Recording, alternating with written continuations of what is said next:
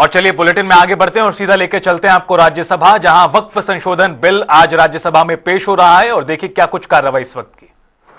कुल मिलाकर के 284 संगठन, स्टेक होल्डर्स, अलग अलग क्षेत्र के लोगों ने जेपी का समक्ष आकर के अपने बातों को रखा, ज्ञापन सौंपा और 97 लाख से भी ज्यादा, अब छोटा मोटा पत्र को मिलाकर के 1 करोड़ से ज्यादा हमारे देश के लोगों ने ज्ञापन सौंपा है और अपना मत को जेपीसी और मंत्रालय को दिया है।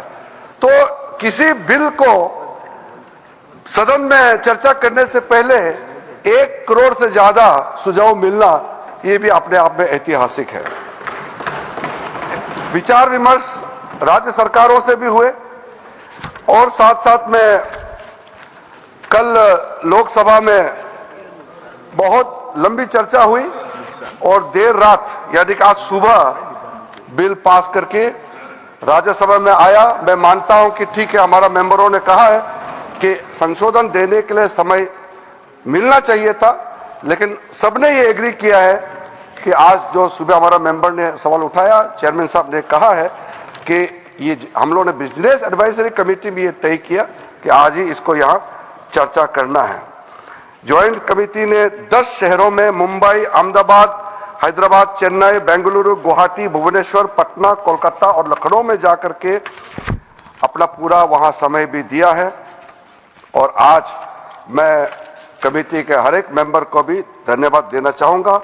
बाकी जो इस बिल में बोलने वाले हैं उनको धन्यवाद, मैं जब जवाब दूंगा आखिरी में तो मैं जवाब देते समय धन्यवाद जरूर मैं रखूंगा। सर, हर व्यक्ति, मैं तो इस सदन में एक मंत्री के रूप में बोल रहा हूं, लेकिन साधारण रूप से ये एक्सपेक्ट करता है कि कोई अच्छा काम करेगा तो उसका तारीफ भी जरूर होगा और खास करके उन लोगों से तारीफ ज्यादा मिलेगा जिसका इच्छा को मैं पूरा कर रहा हूं। इसलिए सभापति महोदय जी, 1976 में जब वक्फ इंक्वायरी रिपोर्ट को पेश किया गया था, वो कमेटी किसने बनाया था सर? कांग्रेस सरकार ने कमेटी गठन किया, वक्फ इंक्वायरी कमीशन बिठाया। कमीशन ने जब रिपोर्ट पेश किया, बहुत लंबा रिपोर्ट है, मैं जो यहाँ रेलेवेंट है उसको कोट करता हूं। मिसयूज बाय मुतावलीज and the inquiry committee called out the Mutawalis misusing the authority and power and proposed for steps to be taken to improve the functioning of the Waqf। ये सबसे पहले report आया। उसके बाद में दूसरा जिक्र किया कि इतना केसेस वक्फ प्रॉपर्टी को लेकर के बना हुआ है, लिटिगेशन इतना ज्यादा लंबित है, इसको सरल करने के लिए सरकार को कदम उठाना चाहिए। उसके बाद सचर कमेटी बनी। सचर कमेटी का रिपोर्ट 2006 में पेश किया गया। उसका मुख्य अंश सचर कमेटी ने जो कहा, एक तो जो वक्फ बोर्ड है उसको स्ट्रेंथन किया जाना चाहिए और ये पुराना सिस्टम में चल रहा है, डिजिटल होना चाहिए। साथ साथ में सचर कमेटी ने कहा कि उस समय 4.9 लाख वक्फ प्रॉपर्टी है इस देश में, आज तो बढ़ गया, उस समय 2006 में, और 4.9 लाख वक्फ प्रॉपर्टी जो रजिस्टर्ड वक्फ प्रॉपर्टी है, उनका टोटल इनकम सिर्फ 163 करोड़ पर एनम था, 160 करोड़। और उसी समय सचर कमेटी में यह भी कहा, टिप्पणी भी किया और सुझाव भी दिया, अगर वो 4.9 लाख प्रॉपर्टी को अगर एफिशिएंटली मैनेज करते उस समय का मार्केट रेट से, तो भी 12,000 करोड़ हर साल इनकम जनरेशन होता। तो 12,000 करोड़ होना चाहिए था, लेकिन 163 करोड़ जनरेशन हुआ है। फिर उसके बाद में हम लोगों ने आकलन किया, आज का दिन में 8.72 लाख जो प्रॉपर्टी है इतना बढ़ गया, उसका तो हम हिसाब भी नहीं लगा सकता है। और मुझे हिसाब भी लगा के आंकड़े पेश नहीं करना चाहिए, क्योंकि मार्केट का अपना अपना एक फॉर्मूला होता है। लेकिन एक कॉमन सेंस है कि अगर सचर कमेटी 4.9 लाख प्रॉपर्टी को अनुमान लगाया 12,000 करोड़ इनकम होना चाहिए, तो आज उसको आप आज के समय मार्केट रेट में हिसाब लगा करके आप अनुमान लगा सकते हैं। सचर कमेटी ने यह भी कहा सेंट्रल वर्क काउंसिल में और स्टेट वर्क बोर्ड में और ब्रॉड बेस करके इंक्लूसिव होना चाहिए। ये बंद कमरे में कुछ लोग बैठा है ऐसा लग रहा है, इसको खोलना चाहिए, ब्रॉड बेस करना चाहिए। साथ साथ में सेक्रेटरी जो सेंट्रल वर्क काउंसिल और स्टेट बोर्ड है उसका स्तर सीनियर लेवल होना चाहिए। उस समय under secretary deputy secretary rank का था, उसको कहा कि ज्वाइंट सेक्रेटरी एडिशनल सेक्रेटरी का रैंक ऑफिसर को नियुक्त करना चाहिए। और साथ में सर बच्चों और महिलाएं और बच्चों के लिए स्पेसिफिक कदम उठाना चाहिए। इस सचर कमेटी ने उस समय रिकमेंडेशन किया। और उसके बाद एक ज्वाइंट पार्लियामेंट्री कमेटी का गठन हुआ, जिसका अध्यक्षता के रहमान खान ने किया। और के रहमान खान जी अल्पसंख्यक मामलों का मंत्री भी रहा है, वरिष्ठ सदस्य थे। उन्होंने फिर पूरे ऑल पार्टी का सदस्य का एक जेपीसी हेड किया, उसमें कई मुद्दे उन्होंने रखे हैं और रेकमेंड किए हैं। मैं मेन वाला को यहां पॉइंट आउट करना चाहता हूं। एक तो उन्होंने पॉइंट आउट किया कि जो इंफ्रास्ट्रक्चर है वक्फ बोर्ड का वो काफी नहीं है और मैन पावर और फंड बहुत ही मीगर है, कम है, छोटा है, वो काफी नहीं है।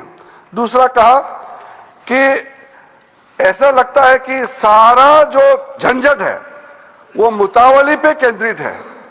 मुतावली को कैसे अपॉइंट करना चाहिए, कैसे हटाना चाहिए, सारा विषय वही केंद्रित है। इसको भी पॉइंट आउट किया है।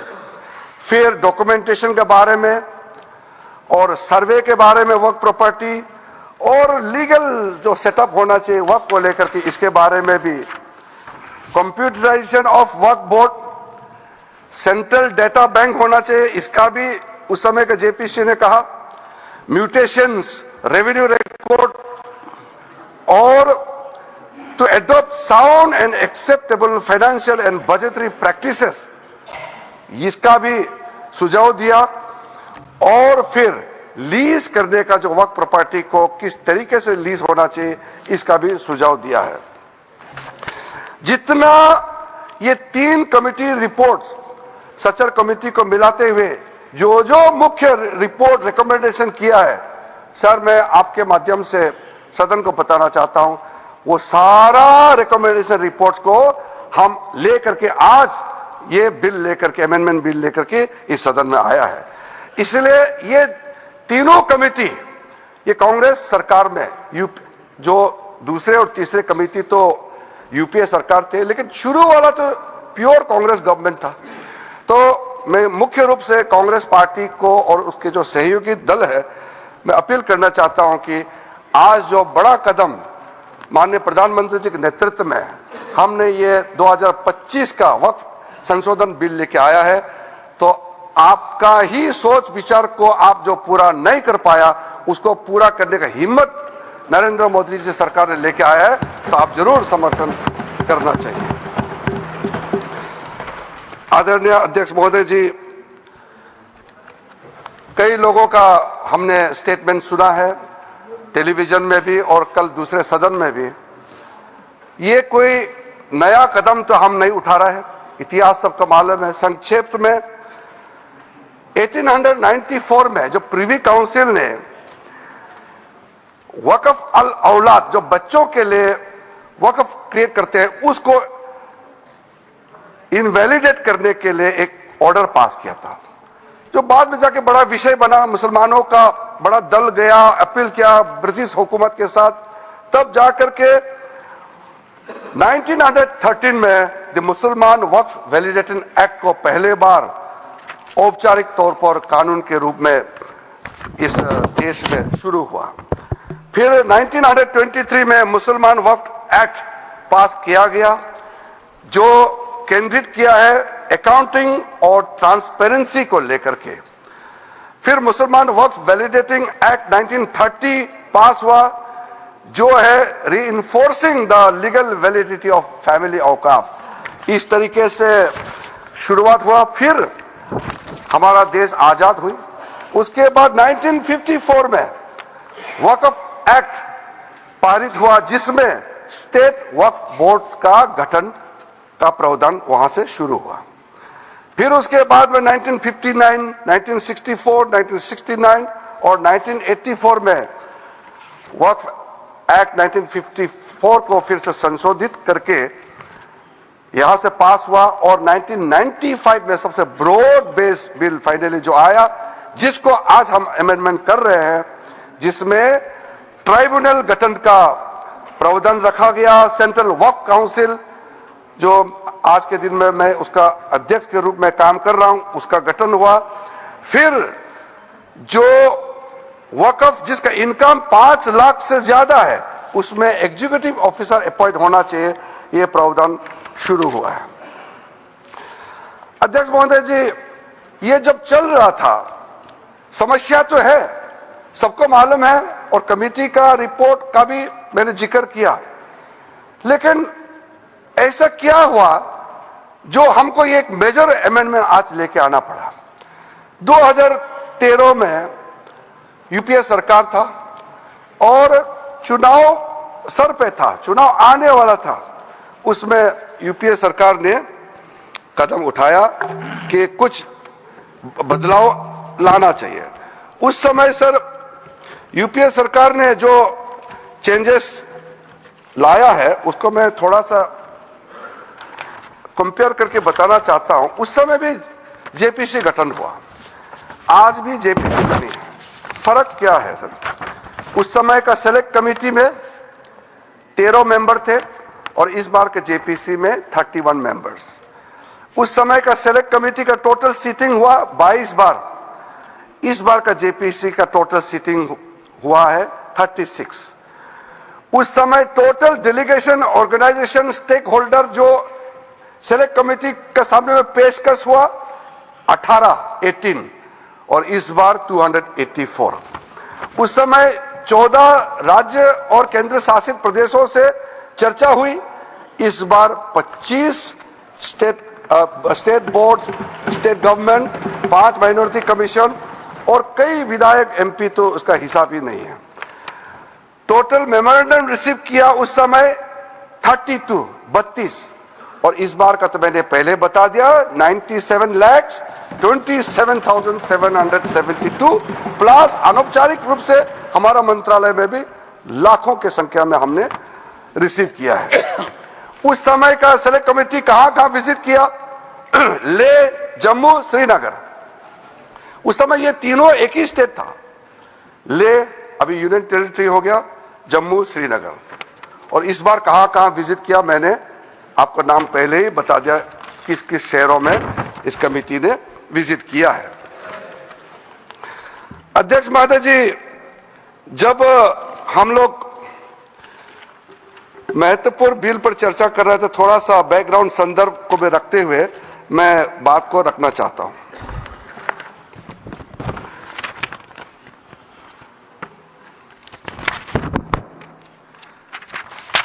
अध्यक्ष महोदय जी, यहां कहा गया है कि हम जो कदम उठा रहे हैं मुसलमानों को नुकसान होगा। कई लोगों ने कहा यह अनकॉन्स्टिट्यूशनल है, गैर कानूनी है और मुसलमानों का हक छीना जा रहा है। अलग अलग तरीके से लोगों ने अपना बात को रखा है। ठीक है, बात रखने का अधिकार है, लेकिन मैं बहुत ही साफ तरीके से ये सारे जो आरोप लगाए हैं उसको मैं खारिज करना चाहता हूं। सर, सबसे पहले ये जो वक्फ प्रॉपर्टी होता है, इसका मैनेजमेंट, इसका क्रिएशन और इसका बेनिफिशियरी, ये नॉन मुस्लिम के अलावा कोई और किसी के पास हो ही नहीं सकता है, मुस्लिम के पास ही रहेगा। कोई नॉन मुस्लिम इसमें हस्तक्षेप नहीं कर सकता है। जो वाकिफ होता है वो एक मुसलमान ही होता है, और जो औकाफ बन जाता है वो प्रॉपर्टी क्रिएट हो जाता है, उसको मैनेजमेंट कौन करता है? मुतावाली, वो भी मुसलमान ही होना पड़ता है। और किसके लिए वक्फ क्रिएट करता है? 3 पर्पस के लिए, धार्मिक रिलीजियस पर्पस, अच्छा काम के लिए, पायस भगवान के नाम में, अल्लाह के नाम में, और चैरिटेबल भला के लिए, बच्चों के लिए, महिलाओं के लिए, गरीबों के लिए, तो वो मुस्लिम ही होगा। तो यहां यह सवाल ही नहीं उठता है कि नॉन मुस्लिम मुस्लिम धार्मिक भावना और धार्मिक व्यवस्था या वे किसी भी तरीके से मुस्लिम प्रॉपर्टी में, मैनेजमेंट में नॉन मुस्लिम हस्तक्षेप कर रहा है, यह सवाल ही नहीं उठता है। तो इसीलिए मैं बहुत क्लियर करना चाहता हूं, ताकि हमारा जब डिबेट का जब सिलसिला शुरू होगा तो सुझाव हमको चाहिए कि वक्फ मैनेजमेंट में, प्रॉपर्टी मैनेजमेंट में वक्फ बोर्ड को और ताकत बनाने में क्या क्या और काम करना चाहिए, ये सुझाव हमारे माननीय सदस्यों से मिल सके। जो इंसान, जो मुसलमान अपना प्रॉपर्टी को ट्रस्ट के माध्यम से अगर चलाना चाहता है वो चला सकता है, उसके लिए कोई बंधन नहीं है। वक्फ एक्ट के अंदर में ये पूरा छूट दिया गया है, अगर आप वक्फ बोर्ड के माध्यम से चलाना चाहते हैं आपको पूरा इसके लिए इजाजत है। तो चैरिटी कमिश्नर जितना ट्रस्ट प्रॉपर्टीज को देखते हैं, निगरानी करते हैं, व्यवस्था को चेक करता है, उसी प्रकार से वक्फ बोर्ड जो है वक्फ प्रॉपर्टी को सही तरीके से चला रहा है कि नहीं, ये निगरानी करने के लिए वक्फ बोर्ड बनाया गया है, वो वक्फ प्रॉपर्टी को चलाने के लिए नहीं है। इसलिए ये बात को हम बहुत ही अच्छे तरीके से अगर समझ लेंगे तो बाद में हमारा चर्चा का स्तर भी वो ज्यादा अच्छा रहेगा। हमने सर जो प्रावधान किया है, बेसिकली ट्रांसपेरेंसी को, अकाउंटेबिलिटी को, एफिशिएंसी को, ये 3 बड़ा पैमाना है। जवाबदेही तो होना चाहिए, क्षमता होना चाहिए, पारदर्शिता होना चाहिए। तो ये 3 जो व्यवस्था है, ये हमारा पूरा एक्सरसाइज जो है इस पे केंद्रित होता है। आर्टिकल 25, 26, 30 का हवाला देकर के कई बार लोगों ने हमारा खिलाफ, इस बिल का खिलाफ, इस प्रस्तावना के खिलाफ में लोगों ने कहना शुरू किया। तो मैं आज जरूर इसका जवाब देना चाहता हूं कि हम किसी का धार्मिक भावना को चोट पहुंचाने के लिए नहीं है। एक मुसलमान वक्फ क्रिएट कर सकता है। अब सबसे जो छोटा आप जो क्रिएट करता है फितरा, सबसे छोटा सर, वो हर मुसलमान, गरीब से गरीब मुसलमान भी क्रिएट करता है। ज़कात आप क्रिएट करते हैं, आप देते हैं, दान देते हैं, उसमें कोई किसी को अधिकार ही नहीं है पूछने का कि हिसाब किताब कैसे किया है। ये आपका अंदर का बात है, आपका फेथ है, इसमें हम हस्तक्षेप कैसे कर सकते हैं। इसलिए बिल्कुल ये बात आप बिल्कुल मत बोलिएगा अपना बात रखते समय कि सरकार या कोई गैर मुसलमान के जो कामकाज में, उसका तौर तरीके में हस्तक्षेप कर रहा है, ये मत बोलिएगा। वैसे तो कोर्ट केसेस बहुत है, मैंने दूसरे सदन में भी कोर्ट करके बताया, यहां मैं फिर से इसको दोहराना चाहता हूं ताकि कोर्ट ने क्या रूलिंग दिया है वो भी क्लियर हो जाए।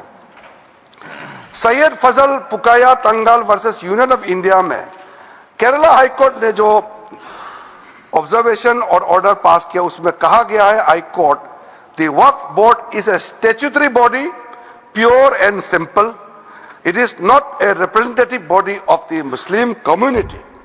वक्फ प्रॉपर्टी है, इसलिए कोर्ट का जजमेंट बहुत साफ साफ हमारे सामने में दिखाई देता है। इलाहाबाद हाई कोर्ट का जजमेंट है, Hafiz Mohammad Zafar Ahmad versus UP central Sunni board of Waqf.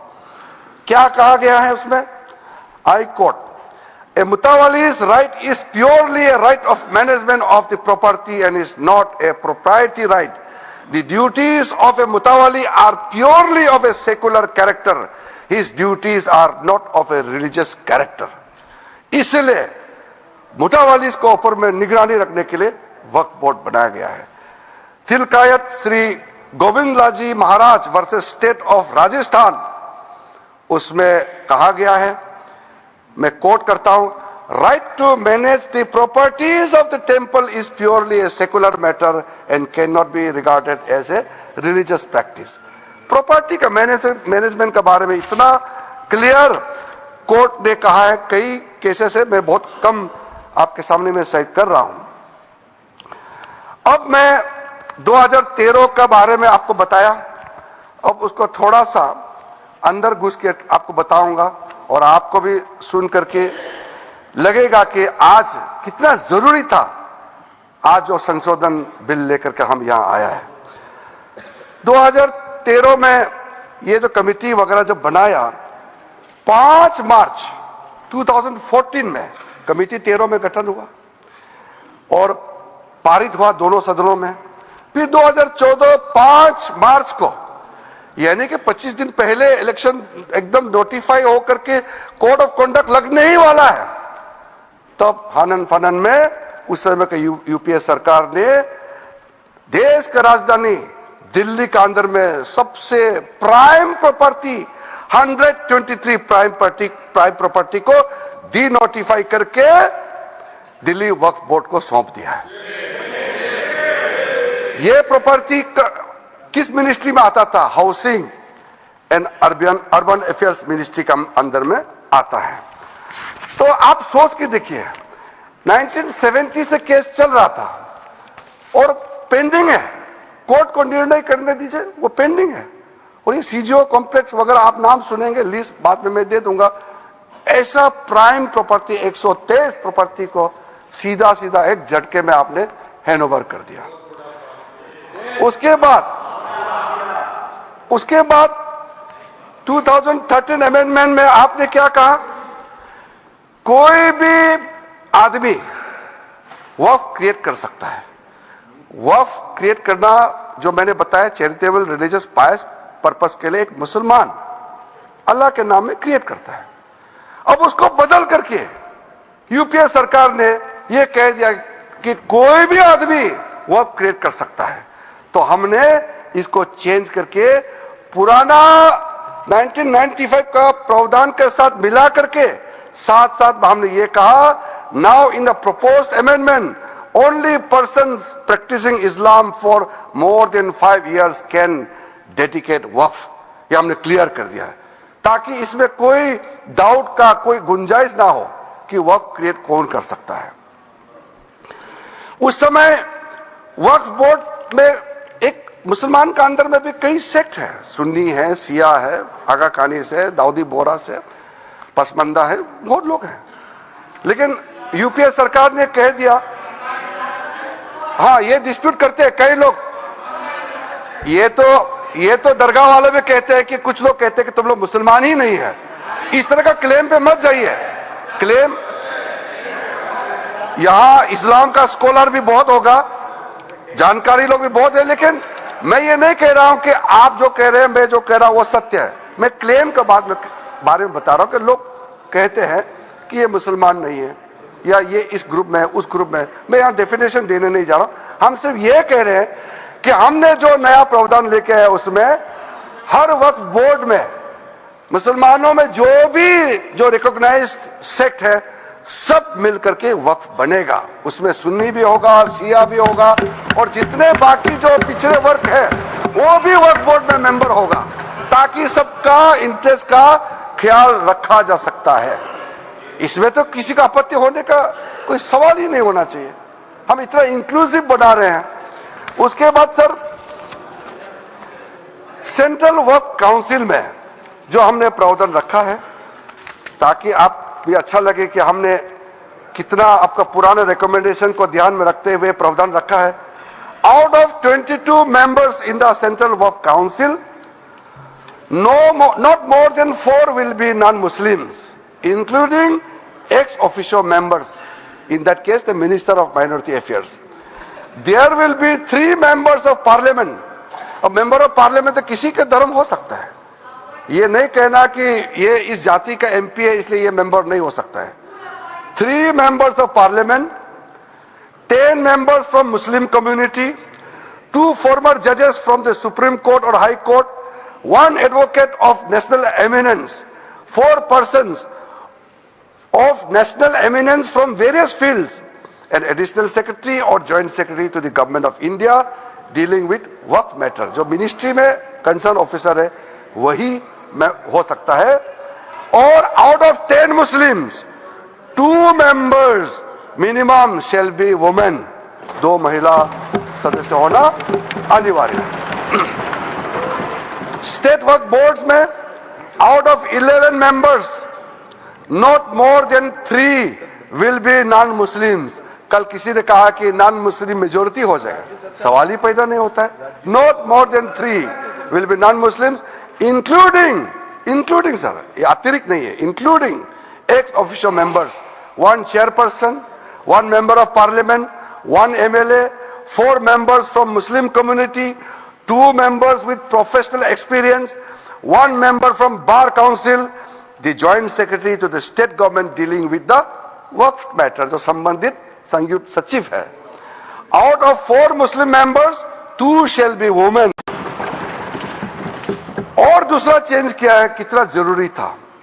Section 108A में क्या आपने प्रावधान किया था. यह लिखा गया कि वक्फ का जो प्रावधान है, वक्फ एक्ट का जो प्रावधान है, बाकी देश में जितना कानून बनाया है उसको ऊपर में ये ओवरराइडिंग इफेक्ट होगा, ऐसा प्रावधान रखा. हमने इसको रेशनलाइज किया है. Now in the proposed amendment this हर रोज हो जाता हूँ लेट, साफ नहीं होता है मेरा पेट. अबे घोचू, अथा इंडिया को मालूम है, पेट सफा हर रोग दफा. समन्वय हो जाए, हार्मोनाइजेशन होना जरूरी है सर. एक कानून दूसरा कानून का सर लड़ाई के लिए नहीं बनाता है, हार्मोनाइज करना बहुत जरूरी है. कॉन्फ्लिक्ट अवॉइड करने में तो आप भी अच्छा लगेगा, इसमें कोई विरोध होने का मुझे कोई कारण नजर नहीं आता है. सर जो आज हम बिल लेके आया है, एक आप इसको कह सकते हैं नए सवेरा, एक अच्छा सोच के साथ जब हम आए हैं तो हम बिल का नाम को भी, नाम से तो आपत्ति नहीं होना चाहिए, नाम को हमने अच्छा नाम लेकर के आया है. अब ये नया बिल का नाम होगा, इस एक्ट का नाम हो जाएगा उम्मीद. सर उम्मीद नाम. अब उम्मीद से तो आपका कोई एतराज तो नहीं होना चाहिए. अब उम्मीद रखने का पीछे कारण है unified Waqf management empowerment efficiency and development. अब सर इसमें यूनिफाइड हम कहां से शुरू किया, पूरा जो व्यवस्था है उसको हमने यूनिफाई किया है. कलेक्टर का रोल से लेकर के सर्वे, रजिस्ट्रेशन, म्यूटेशन, इंक्रोचमेंट और जितना भी जो मैटर है उसको अब पारदर्शिता के साथ जब हमने यूनिफाइड एफर्ट डाला है to overcome the issues which were pending for such a long time, तो इसको हमने यूनिफाइड एफर्ट के साथ में आया है. और एम्पावरमेंट का जब बात होते हैं तो डाइवर्स सोशल ग्रुप जिसको मैंने जिक्र किया है, चाहे वो सुन्नी हो, चाहे शिया हो, चाहे वो आगा खानीस हो, पसमानदा मुस्लिम हो, बैकवर्ड मुस्लिम्स का कोई भी डेफिनेशन में आप देख लीजिए, वुमेन हो और बाकी कोई भी हो, हम चाहते हैं कि सबको डिसीजन मेकिंग का बॉडी में जगह मिलना चाहिए, इसलिए सबको एम्पावरमेंट कर रहे हैं. एफिशिएंसी को हम इंक्रीज करने के लिए टेक्नोलॉजी का इस्तेमाल करने का भरपूर इसमें प्रावधान किया गया है. अब सेंट्रलाइज डेटाबेस होगा, डिजिटल पोर्टल होगा जो हमारा मंत्रालय में होगा, जो सारा स्टेट बोर्ड के साथ में लिंक होगा, लाइव होगा. वक्फ प्रॉपर्टी का कंटिन्यूसली रजिस्ट्रेशन, ट्रैकिंग, कंप्लायंस, पूरा मैनुअल अगर गड़बड़ होता है उसका भी ट्रैकिंग करने के लिए, ब्यूरोक्रेटिक डिले हो रहा है, किसके टेबल में डिले हो रहा है उसका भी जांच करने के लिए पूरा व्यवस्था करके हमने एफिशिएंसी को टारगेट दिया है. और आखिर में डेवलपमेंट जो मैंने आपको बताया कितना करोड़ हम इनकम जनरेट कर सकते हैं, इसलिए जो development of the work property को मैं बहुत महत्वपूर्ण मानता हूं. मैंने कल भी इस बात को बताया है कि दुनिया का सबसे ज्यादा वक्फ प्रॉपर्टी हिंदुस्तान में है। और कई लोगों ने कहा कि डिफेंस, रेलवेज के बाद तीसरा डेटा बैंक देखा जाएगा तो वक्फ प्रॉपर्टी, जो लैंड प्रॉपर्टी जो है वक्फ बोर्ड के पास है। मैं उसको थोड़ा संशोधित करके बताना चाहता हूं, ये तीसरा नहीं है। दुनिया का सबसे ज्यादा लैंड प्रॉपर्टी नंबर 1 वक्फ बोर्ड के पास है हिंदुस्तान में, ये थर्ड नहीं है। क्योंकि डिफेंस और रेलवे को आप प्राइवेट प्रॉपर्टी के हिसाब से आप इसको गिनती नहीं कर सकता है, ये देश का प्रॉपर्टी है। इसलिए जब इतना प्रॉपर्टी हमारा देश में है, इसमें किसी को आपत्ति नहीं होना चाहिए। लेकिन आपत्ति तब होता है जब दुनिया का सबसे ज्यादा प्रॉपर्टी मुसलमानों के नाम में वक्फ प्रॉपर्टी हमारे देश में है और करोड़ों जो हमारे बहनाई हैं, गरीब मुसलमान हैं, उसको कोई फायदा नहीं मिल रहा है इतना प्रॉपर्टी। तो ये प्रॉपर्टी किस काम का? करोड़ों का प्रॉपर्टी कोई, मैं तो देखा हूं, मैं ये मंत्रालय संभालने का बाद भी और पहले भी कई वक्त प्रॉपर्टी है या संस्थाएं हैं बाहर में, बहुत गरीब अवस्था में भीख मांगने वाला भी मैंने देखा है। क्यों काम नहीं आ रहा है? अगर सही तरीके से वक्त प्रॉपर्टी को हम डेवलप करेंगे तो मैं कह सकता हूं अगले 3-4 साल के अंदर में करोड़ों गरीब मुसलमानों का जिंदगी आबाद हो जाएगा। थोड़ा सा अगर आप योगदान करेंगे, सब मिलकर के हम काम करेंगे तो क्यों नहीं कर सकते हैं। इसी मंशा के साथ हम यहां आज इस सदन में आए हैं। हमारा टारगेट जो है बहुत ही क्लियर है। 2013 में दूसरा प्रावधान जो चेंज किया था उसको हम लोगों ने क्या बदलाव किया है वो आप भी हमारा समर्थन करेंगे।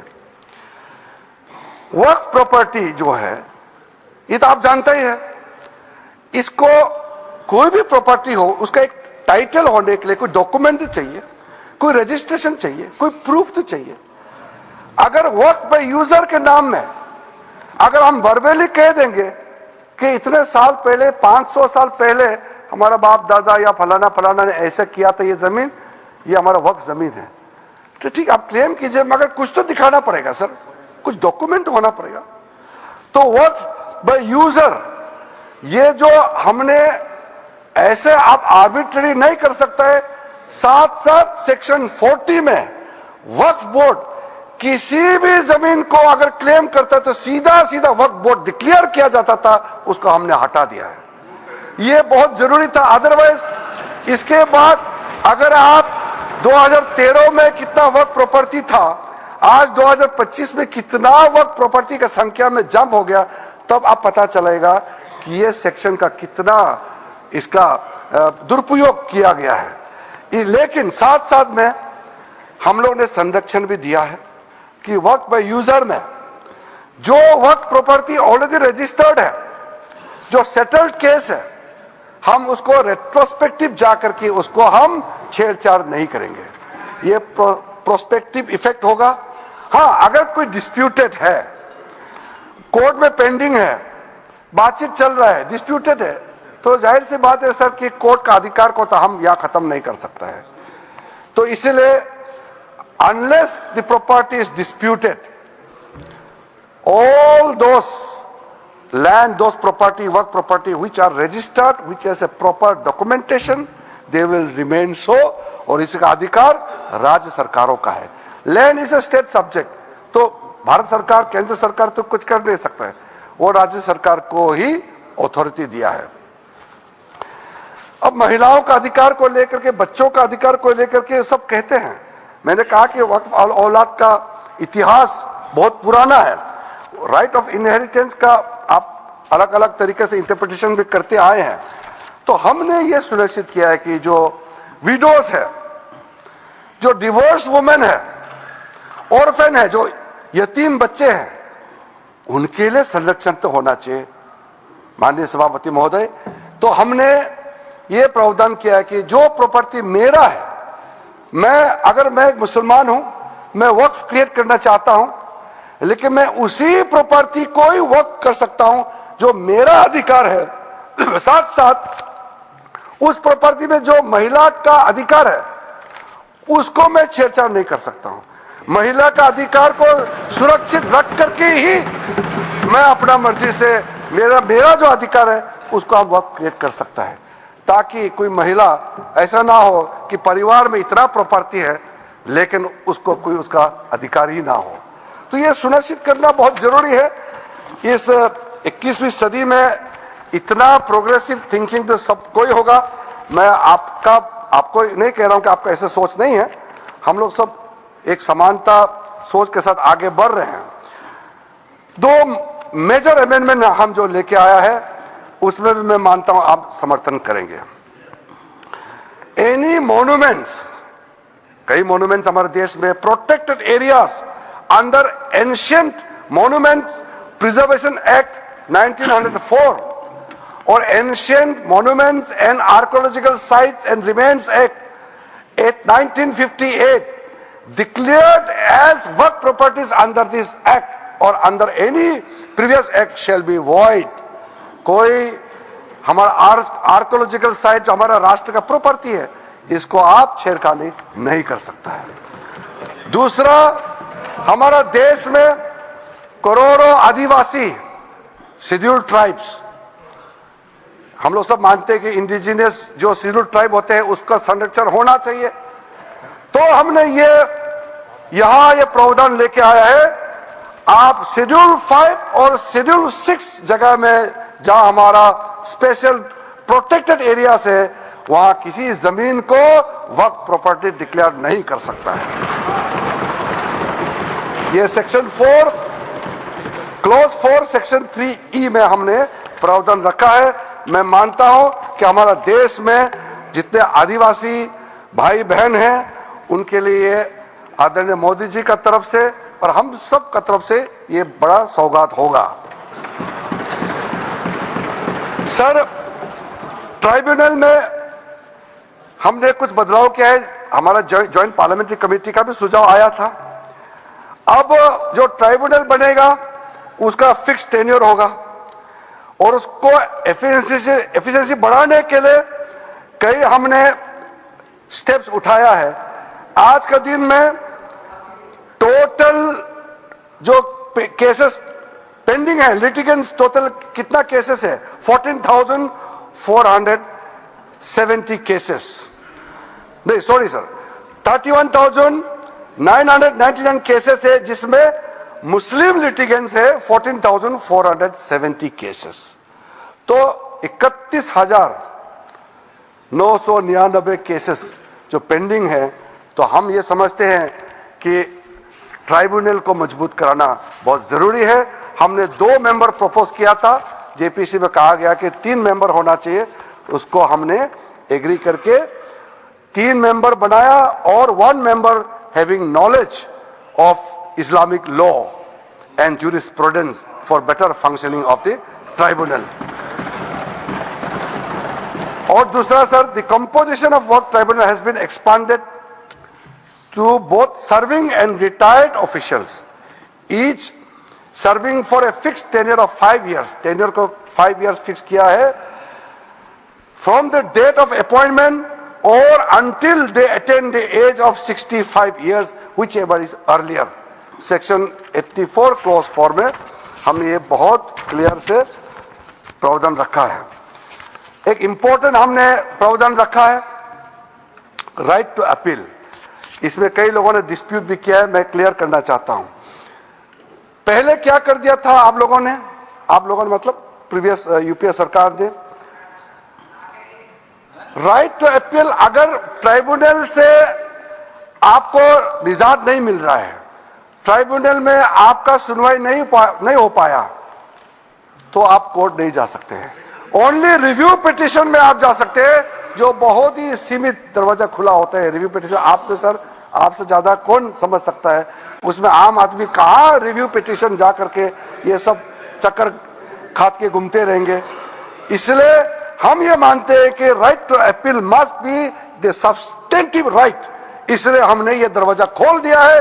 अगर ट्राइब्यूनल में आपको आपका हक नहीं मिला तो आप अपील कर सकते हैं, सिविल रिट आपका अपील करके किसी भी जगह में आपको जाने के लिए क्यों रोका जाना चाहिए।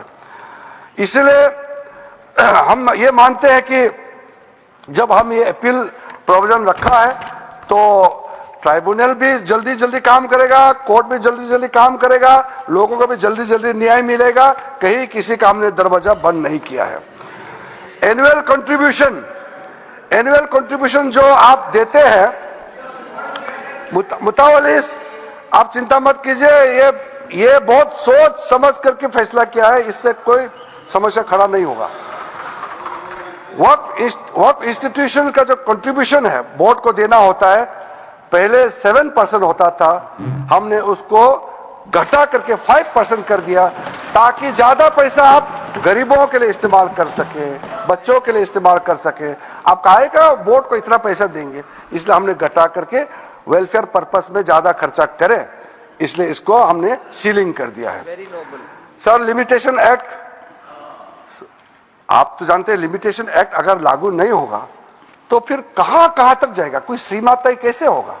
इसलिए हमने जब ये कानून पारित होगा, सरकार का अगर लैंड है तो उसका लॉ ऑफ लिमिटेशन के हिसाब से 30 इयर्स का प्रावधान रखा है, अगर प्राइवेट लैंड है तो 12 साल का हमने प्रावधान रखा है।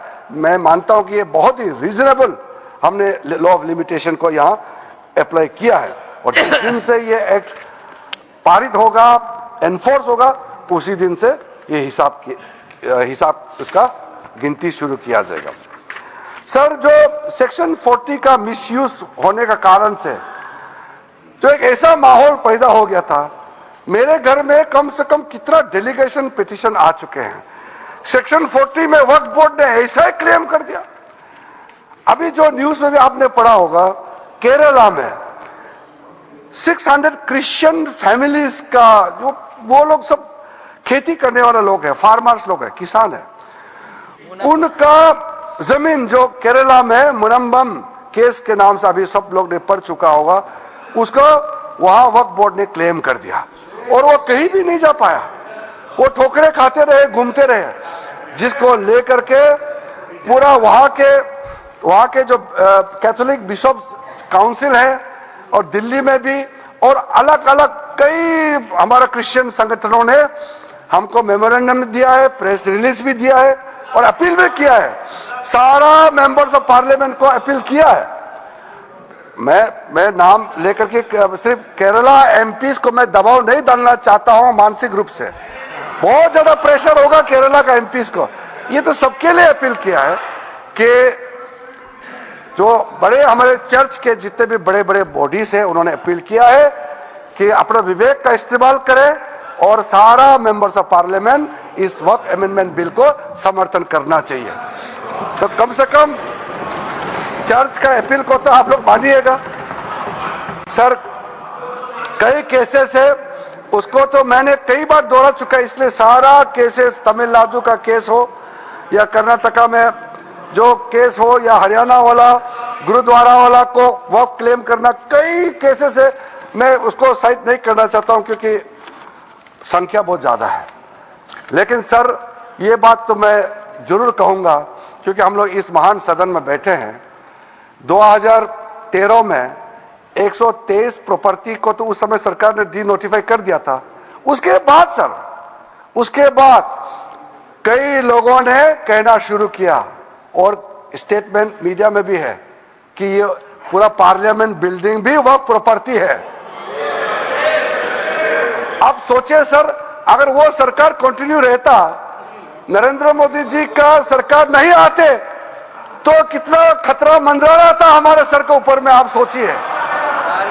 तो हम तो देश के लिए सोच समझ करके आज ये बिल लेके आए हैं, तो ये हमारे लिए कोई इसमें एक लाल पैसा बेनिफिट मिलने वाला नहीं है। ये बिल करोड़ों गरीब मुसलमानों को फायदा पहुंचाने के लिए और गलत काम ना हो, गलत तरीके से दूसरा का जमीन को हड़प ना ले, इसको प्रतिबंध लगाने के लिए, रोकने के लिए अच्छा सोच के साथ हम ये बिल लेके आए हैं। अन्य सभापति जी, मैं कहने के लिए बहुत कुछ है क्योंकि ये ओपनिंग है। हमारे यहाँ जितना विद्वान माननीय सदस्य है, उनके बातों को मैं सुनने के लिए बहुत इच्छुक हूं। तो सुनने के लिए मैं तैयार हूं। हमारे वरिष्ठ माननीय मंत्रीगण भी यहां बैठे हैं, हम लोग सब सुनेंगे। तो जेपीसी में जो सदस्य हैं और जो सदस्य नहीं हैं, सबका सुझाव हम सुनते हुए आखिरी में जैसे हमने टाइम यहाँ दिया है चर्चा के लिए, मैं उसका बारीकी से जवाब देने का कोशिश करूंगा।